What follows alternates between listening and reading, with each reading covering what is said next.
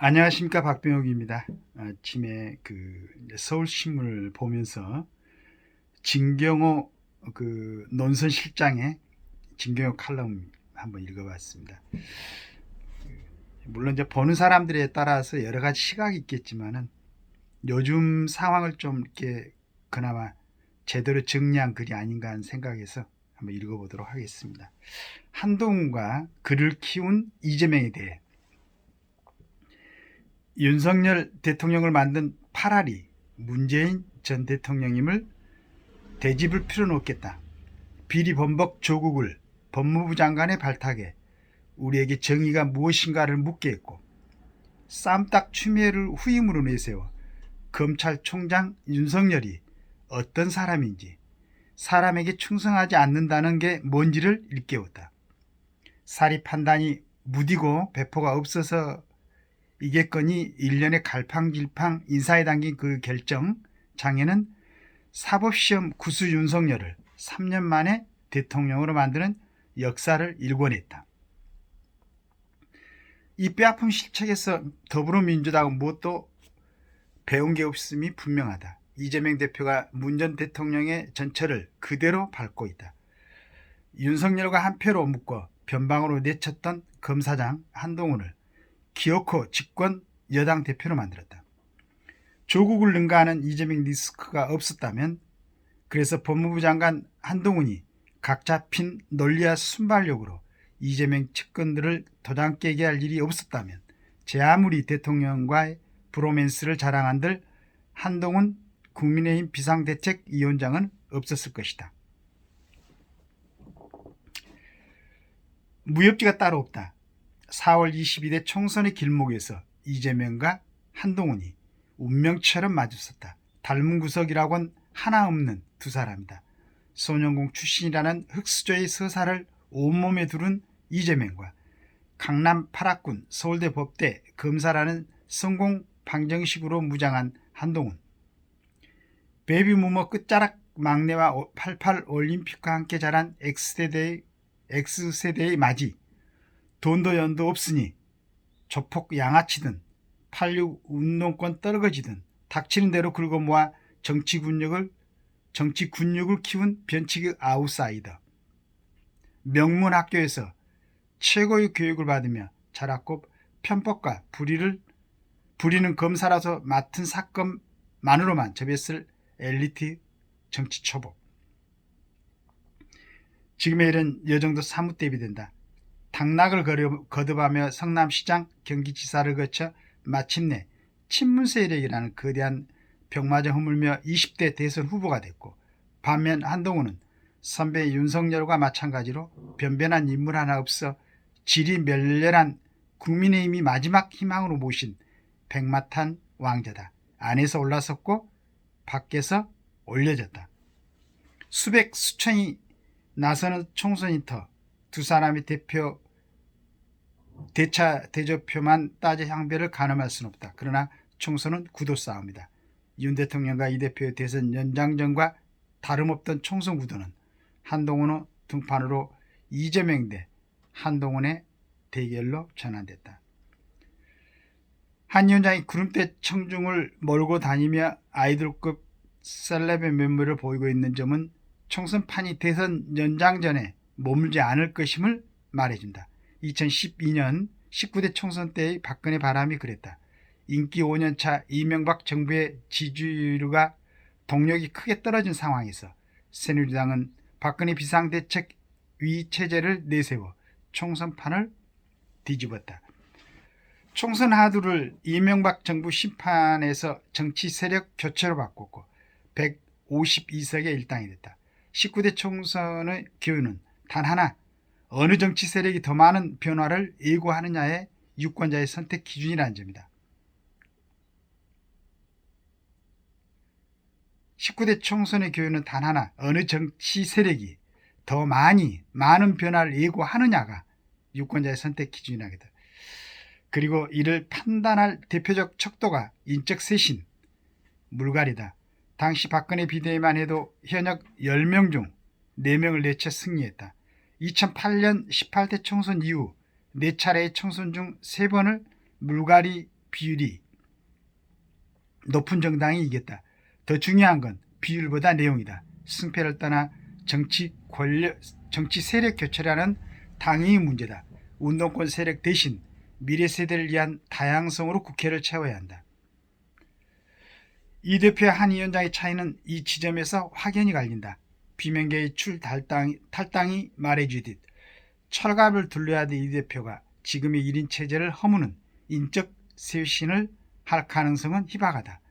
물갈이를 주저할 당내 채무가 없고 세력 교체를 총선 목표로 심문한 한 위원장과는 대비된다. 측근의 성희롱 파문 앞에서 멈칫대는 이 대표를 향해 한동훈이었으면 즉각 조치했을 것이라는 외침이 민주당 내 의원 입에서 터져나왔다. 이재명의 굴레에 이재명이 갇혔다. 이런 내용입니다. 아까도 얘기했지만 여러 가지 시각이기 때문에 이게 전적으로 다 맞다고 할 수는 없겠지만은 뭔가 이건 좀 그 상황을 정리하는 그러한 내용이 아닌가 하는 생각을 하고 있습니다. 그리고 요즘 이제 그 한동훈 비대위원장이 첫째 저는 이제 비대위원장 얘기가 있을 때 그 한동훈과 그의 제가 그때까지 이제 제 시각으로 봤던 좀 전체적으로 국민들의 지지를 얻을 만한 분들, 김문수 전 도지사를 비롯해 가지고 또 전희경 열심히 싸웠던, 그 다음에 윤희숙, 또 이정현, 이런 사람들을 전면에 내세우고 이 사람들한테는 선거 기간 동안에 부담을 갖지 않도록 비례대표를 맡아라. 그리고 또 어떤 원로급 정치 지도자의 그 말씀은 한동훈은 당선될 가능성이 약간 어려운 쯤에 비례대표를 맡아서 국민들한테 호소하고 총선 전체적으로 지휘를 해야 된다. 이렇게 얘기할 때 저는 아니다. 한동훈은 1번을 주고 나머지 1번은 또 여성을 준다고 그러더라고요. 나머지 이제 사람들도 확실하게 당선 가능성 안에 자리를 주고 전체적인 총선을 각 지역별로 나눠서 지휘하도록 해야 된다라는 얘기를 했는데 어느 순간에 한동훈 비대위원장이 나오면서 본인은 불출마를 하겠다라고 선언을 했어요. 그래서 제가 이제 제 그 얇은 식견으로 내지는 한동훈을 정확하게 파악하지 못한 그러한 시각으로 그 한동훈한테 조언을 했구나 라는 생각을 하고, 그 이후로는 개별적으로 이제 한동훈 비대위원장한테 어떤 조언을 안 하다가 동료 시민이라는 말에 대해서 이제 약간 생소한 느낌도 들고, 제 욕심에는 아직은 우리 국민들이 전체적으로 시민적 지위를 향유할 수 있는 그런 정도가 아니기 때문에 동료 시민보다는 국가 국민이라고 칭하는 게 낫지 않겠는가 하는 조언을 어제 했었는데, 그러면서 저는 이제 개인적으로 처음부터 국회의원들의 특권 폐지가 답이다. 국회의원 특권 폐지를 하지 않으면은 우리 지금 눈앞에 펼쳐지고 있는 이 문제가 다시 재현된다. 이재명 지금 대표가 아니더라도 어떤 사람이 정치를 하더라도 그 폐지 특권 안에서 조금 좀 긴장하지 않고 자유스럽게 놀 때는 거기에 정치인들이 누구도 국민들 시각으로 볼 때는 걸려들 수 있는, 그래서 이제 아예 특권을 폐지시켜 놓으면은 그게 국회의원들한테는 일반 예방이다. 그런 특권이 없으면은 조심을 하고 또 국회의원으로 출마하기 전에 스스로 자신을 점검해 가지고 예전에 그 국민들의 눈에 띄면 문제가 될 그런 범죄 경력이라든가 한 여러 가지 사항을 갖다가 본인이 스스로 먼저 점검을 하고 나올 수가 있다. 특권이 있다 보니까 국회의원들로 출마를 하려는 사람들이 스스로 점검을 하지 않고 나오니까 국민들이 볼 때는 정치인들 전부를 갖다가 오염된 사람들로 볼 수가 있다. 그래서 향후 정치인들을 위해서도 그렇고 국민들을 위해서도 그렇고 특권을 폐지돼야만이 스스로 자정을 하고 준비된 사람들, 국민의 시각으로 봤을 때도 일반적인 국민보다도 그래도 도덕적으로 좀 갖춤이 있고 그런 분들이 나올 수가 있다. 이런 생각에서 꾸준하게 특검 폐지를 하면서 한동훈 비대위원장이 불체포 특검만 절차의 폐지를 얘기할 때 저는 상당히 좀 아쉬움도 있고 뭐 이 사람도 그렇게 큰 기대를 걸 사람이 아니다는 생각도 잠시 했었습니다. 그런데 이제 두 번째로 금고형 이상 그 확정 시 세비를 반납해야 된다. 그렇게 단계를 밟고 있구나. 이제 이 생각을 했었습니다. 그 다음에 또 자당 기책으로 재보궐선거시에는 무공천. 그리고 마지막으로 어제는 이제 인천에 가가지고 국회의원 수를 300에서 250으로 줄이겠다라고 발표를 딱 할 땐 내가 또 한동훈을 제대로 못 봤구나. 알고 있구나. 그리고 단계적으로 이걸 국회의원들이 향유하고 있는 특권을 갖다 조절할 생각은 갖고 있었구나. 라고 지금 이제 느꼈습니다. 그래서 역시 우리처럼 아주 평범한 이런 일반인들이 생각하는 것보다는 여러 가지로 그 정치에 대해서 경험이 없었음에도 불구하고 이런 단계가 필요하고 이런 절차를 걸쳐야만이 현실적으로 그게 실현 가능하구나 라는 것을 느꼈습니다. 실은 제가 뭐 하는 게 아니고 실은 장기표 선생이 오랫동안 예쳤던 거고 그 다음에 이제 민주자유당의 고영주 변호사님이 말씀하셨던 거죠.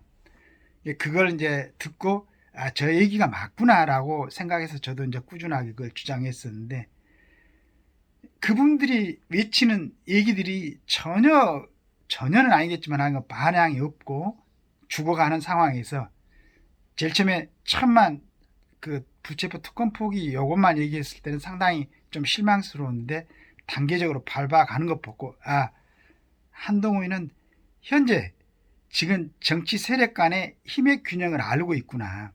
그래서 이런 절차를 밟지 않으면 또 이런 타이밍에 이걸 예치지 않으면은 절대 우리나라 정치 지형에서는 이게 실현되지가 않는다. 지금 현재 정치하고 있는 사람들 그 마음을 다 알고 있는 것 같아요. 그래서 공천을 갖다가 공천을 받을 사람들한테 이런 걸 제안해 가지고 먼저 약속을 받는 그것도 절차적으로 차츰해 가는 대단한 지략가다. 대단한 시각을 갖고 있는 사람이다.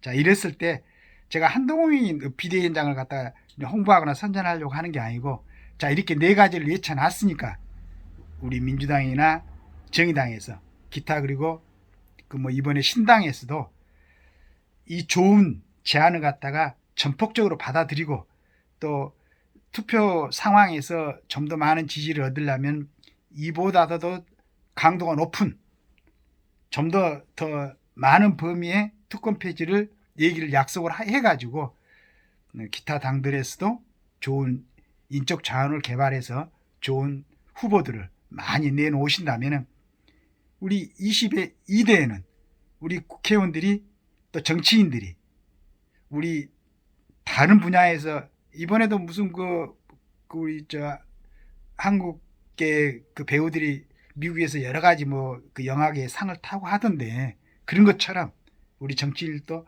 세계적으로 이제 칭찬받는 그러한 깨끗한 정치 지도자들로 거듭날 수 있을 거라고 저는 확신합니다. 대단히 좋은 기회입니다. 대단히 좋은 깃발을 한동훈이 들었습니다. 여러분도 같이 참여하시고 동참해서 멋있는 정치 지형을 가꿔주시기 기대하겠습니다. 감사합니다.